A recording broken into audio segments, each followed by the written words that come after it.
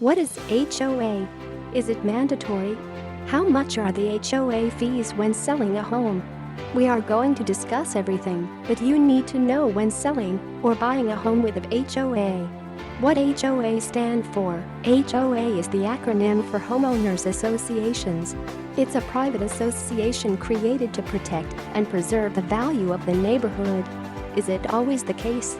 Not necessarily. Some associations are more strict than others, and some are pricier than others as well. If the neighborhood that you're looking to have an HOA, and it's a mandatory HOA, you don't have a choice. You have to become a part of the HOA in order to live in that property. To be a part of the association, you have to pay your monthly dues, or it could be in some instances annual dues.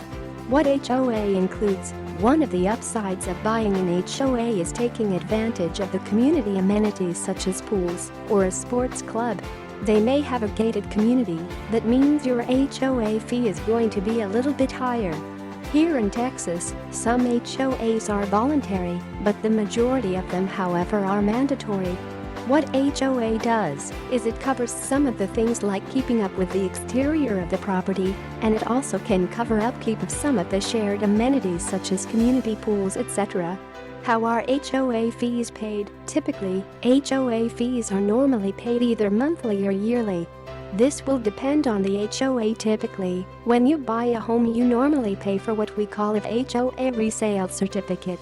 The transfer fee is determined by the HOA, and this amount is negotiated between the seller and the buyer on how much each person will pay.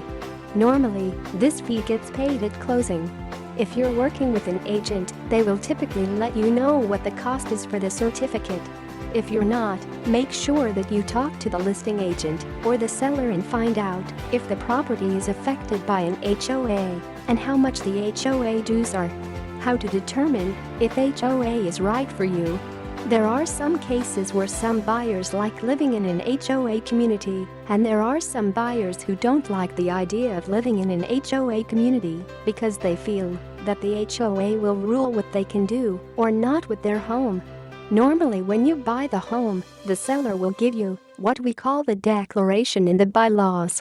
This lets you know what you can and cannot do in that community when it comes to things like fencing or something to the property.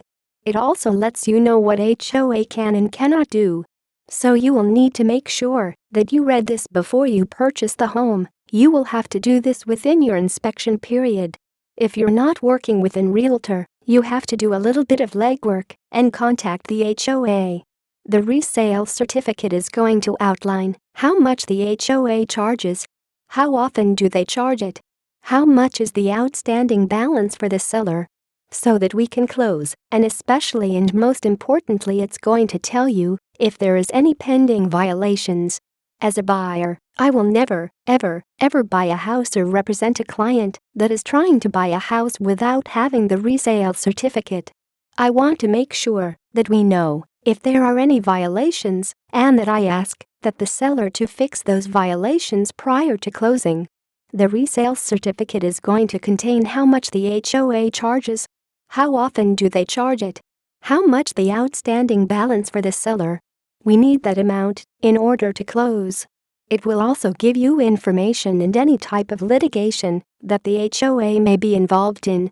What is in the resale pact? The resale package is a lot of pages. Take the time to read it. This is important because these are the rules that you are going to be abiding by when you live in that community. As per the HOA addendum that we as agents use, the buyer has 3 days to review these documents and they can terminate because of that. Maybe they don't like the rules, they think they are too strict, they can cancel. They just learned that information. Some of the older associations here in Texas indicate that the seller, owner, is responsible for taking care of the curb. It all depends on what you're looking for and what you're willing to pay for. In a brand new neighborhood, it's going to be kind of hard because you have to understand that if you don't read the bylaws and the declaration pages, the HOA is going to really enforce the rules. However, in an established neighborhood, it's going to be a little bit easier. As you drive in the neighborhood, you're going to see if they really enforce it and if this is the environment that you feel comfortable living in. Can HOA fees be negotiated? Typically, HOA fees are not negotiable. You normally will have to pay the amount that is owed. If you are buying the house, this will normally be the resale fee. If you are selling the house, you want to make sure that all HOA dues are caught up before selling, or you will end up paying what you owe to the HOA at closing. Can HOA foreclose on my property? This is something you want to keep in mind. If for some reason you do not pay your HOA fees for a very long period of time, it is possible that they can foreclose you the property. Sometimes HOA might try to resolve the issue with sending you the amount owed and ask you if you can catch them up. Others might put a lien on the property, and this is normally then paid upon the resale of the property. There are others that will foreclose on the property if for some reason you fall too far behind on your HOA. This is why you want to make this a part of your monthly budget to ensure that you don't run into any problems. Conclusion: when you are buying or selling a home, it is a good idea to make sure you know the HOA information. This will help the buyers know more about what they can do at the property, and this will allow the sellers to have a smoother transaction by ensuring that you got the HOA information up front with selling a home.